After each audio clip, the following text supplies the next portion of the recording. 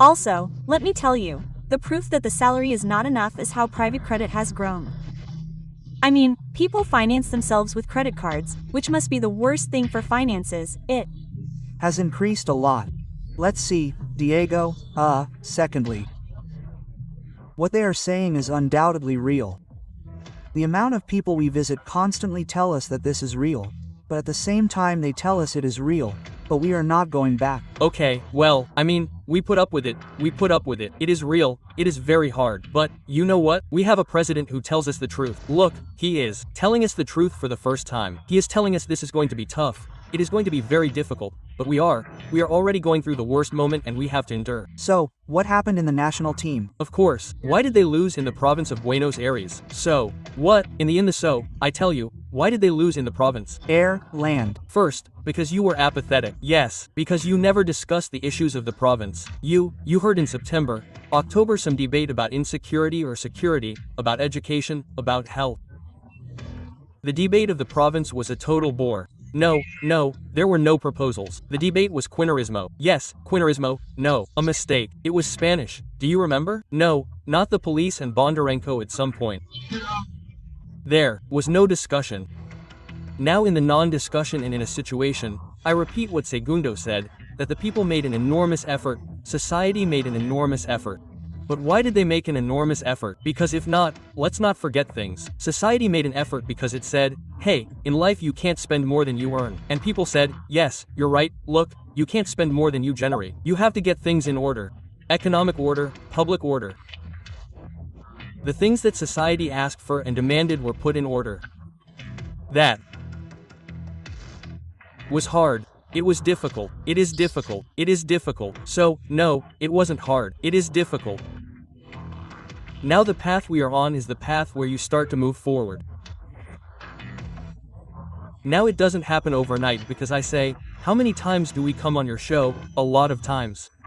What did we discuss every time? Why are we associated with Iran, with Venezuela and with Cuba and not with Western democracies? Why do we spend more than we have to and why is more money being issued than has to be issued? When there was rampant inflation, let's not forget, right? It also happened or worse because the markup was every day, you were given the first. Good, that's nothing new, people can't make ends meet. Now what we have is a difference. There is an issue, purchasing power, then let's show the graph. Now there is a difference. Which is that you have a stable economy where you no longer spend more than you generate and now comes the stage of moving forward. Obviously the interregnum is hard, there is none.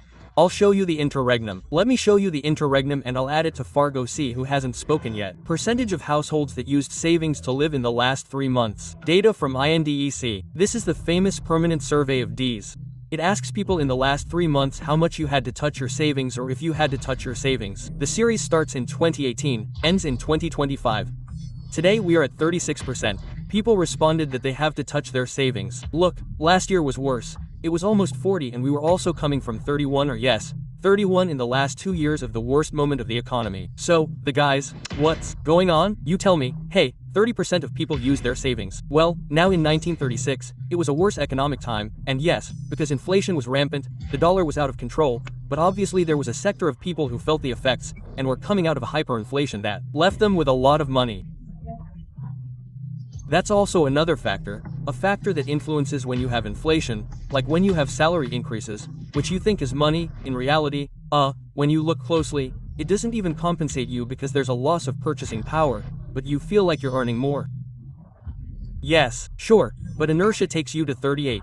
No, 36, I think, 36.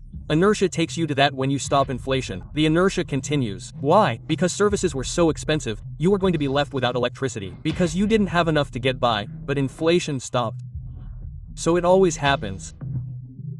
The analysis of the state's numbers is when inflation stops and you still have to keep paying the services, you have to keep paying for maintenance. Relative prices, that is to say, since the services were very outdated. Well, look, there you have the services sign that says Lily at the end, mouth it. Water has increased by 376% since this government started. Electricity, 228, gas 913 and obviously it was in transportation that people feel every day, 800. It must also be said, let's say everything, right? That Massa and the government of Alberto Fernandez and Cristina left ridiculous, subsidized rates, which also generated inflation. If not, no. But how did they finance all that? But what is populism for? Populism has two options. Take all the money from the central bank and put little papers in it. Yes. Take private pensions and nationalize them. Introduce inflation, introduce printing press and create debt, and create a fantasy. Create a whole fantasy. Okay, but that fantasy is tempting for many people because it has the feeling that they live better. You have to convince people that that wasn't living better. Stop, but Lucas, wait, stop. There are two things. I agree with you, Diego. You see, I agree in part and I don't agree in part. One thing is that it's hard for you and you're right, and the other part is, it's not that we have to convince. Do you think we could continue like this? No, I don't think so. Do you? Know where we were going? To 90% poverty. Do you know where we were going? To galloping hyperinflation. So, you see, someone had to do it, that nobody wanted to do it in our country, because reducing the deficit by 15 points in the Argentine Republic. So, what I say is when we have to address these issues, we have to say what the truths are for the countries and for the citizens. There's no way that this wouldn't end in 90% poverty. There's no way, and that ends in hyperinflation. I'm going with Fargos and I want the repercussions of what he said. No, that, in some way, it has to do with the fact that the worst evil that Kirchnerism has left us has nothing to do with that 50% poverty, nor does it even have to do with all the poverty they stole, but rather it has to do with, the worst evil that Kirchnerism left us is that they have made many Argentines believe that we can get ahead without working, and it has to do with this. I mean, there are many who have it clear, of course, but there are others who bought into that populist dream that here we can get ahead without working.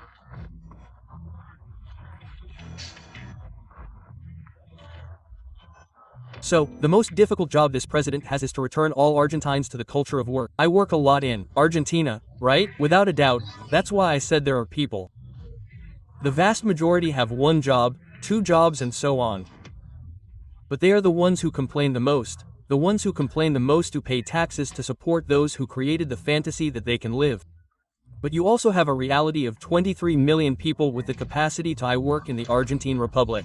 Only 6 do so in the formal private sector and 3 in the public sector. The other 14 million Argentines are in the informal sector. Yes, sir, the challenge. That's why I say, who presented proposals? Nobody. Who presented them? Mr. President, we are going to bring the world of formality into the world. That is labor reform. I would say labor modernization. I'm not afraid to say the word reform, but why do I say modernization?